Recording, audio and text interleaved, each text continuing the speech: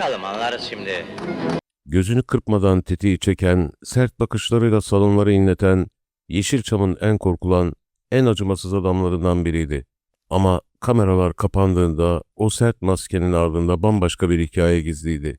İtalyan bir kadına duyulan büyük bir aşk, atletizm pistlerinden olimpiyatlara uzanan bir hız ve ömrünün son demlerinde elinde kendi hazırladığı bir albümle kapı kapı gezen yorgun bir dev. Bugün 500'e yakın filmde rol almasına rağmen vefasızlığın en ağırını yaşayan ama halkına minnettarım diyerek veda eden Turgut Özatay'ın bilinmeyen dünyasına yolculuk yapacağız. Bundan önce videoyu beğenerek abone olmayı lütfen unutmayın.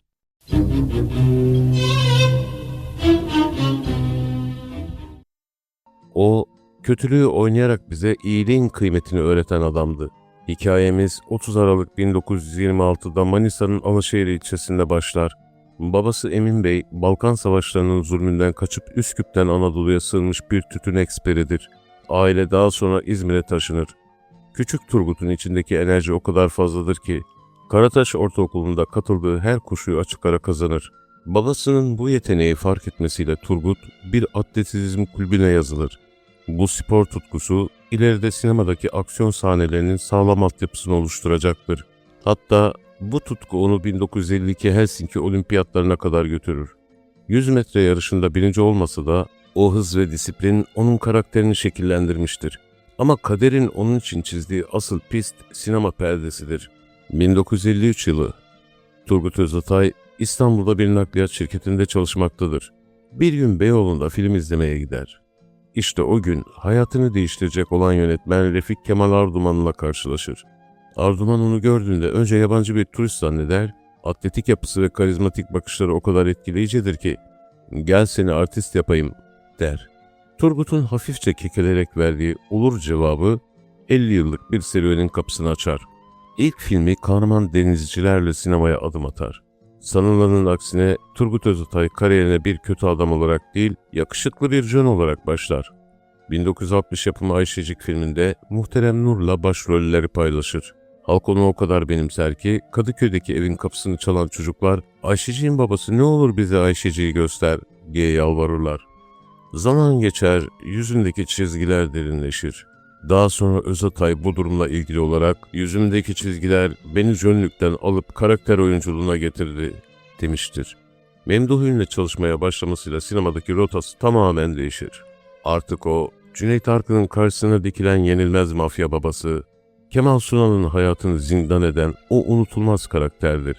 Korkusuz Korkak'taki limon takıntılı Ayı Abbas, Umudumuz Şaban'daki muhteşem Halka Kul, Üçkağıtçı'daki minibüsçü Hasan o kadar inandırıcı oynar ki, Sezercik filmlerinde tüm Türkiye ondan nefret eder. Ama o, Erol Taş gibi vahşi ya da Hüseyin Peyda gibi sert değildir. Kendine has bir karizması, hiç bozulmayan bir saç stili vardır. 497 filmle Türk sinemasının en çok film çeviren 3. ismi olarak tarihe geçer. Özel hayatı ise oynadığı karanlık filmlerin aksine romantik bir film gibidir. 1967 yılında İstanbul Havalimanı'na inen İtalyan turist Cinzia Morigi ile tanışır. Sonrasında bu tanışma büyük bir aşka dönüşür. Özatay, aşkının peşinden İtalya'ya kadar gider ve 1968'de evlenir. Bir süre İtalya'da yaşar ancak bu evlilik bir süre sonra da dostça sona erer. Türkiye'ye döndüğünde ikinci eşi Metin Hanım'la hayatını birleştirir ve bu evlilik son nefesine kadar sürer. Gerçek hayatta o setlerdeki adamın tam tersidir. Kibar, sessiz, beyefendi ve tam bir ev insanı. Gece hayatından nefret eder, içki içmez, vaktini kitap okuyarak ve rolleri halkın içine karışarak geçirir. 90'lı yıllarla birlikte Yeşilçam çöker. Sigortasız geçen yıllar ve birikim yapılamayan emeklerin acı meyveleri toplanmaya başlanır. Bu dönemde hakkında Ermeni asıllı olduğuna dair asılsız iddialar çıkarılır. Amaç onu sinemadan uzaklaştırmaktır. Oysa büyük bir sakinlikle Balkan göçmeni bir Türk olduğunu anlatır. Ancak en acı tablo o dev çınarın kimseye muhtaç olmamak için kendi hazırladığı Sinema Yıldızları albümünü sokaklarda satmaya çalışmasıdır. Elinde çantası, dükkan dükkan gezerek kendi anılarını ve meslektaşlarının fotoğraflarını satarak evinin rızkını çıkarmaya çalışır. Koca bir sinema tarihini omuzlarında taşıyan adam, vefasızlığın gölgesinde tek başınadır. Sanat hayatının 30. yılı için düzenlenen törene bile sadece bir avuç insan katılır. Filmlerinde elinden düşürmediği o sigaralar sonunda onu bulur. Akciğer kanserine yakalanan Özatay 3 yıl boyunca bu hastalıkla mücadele eder.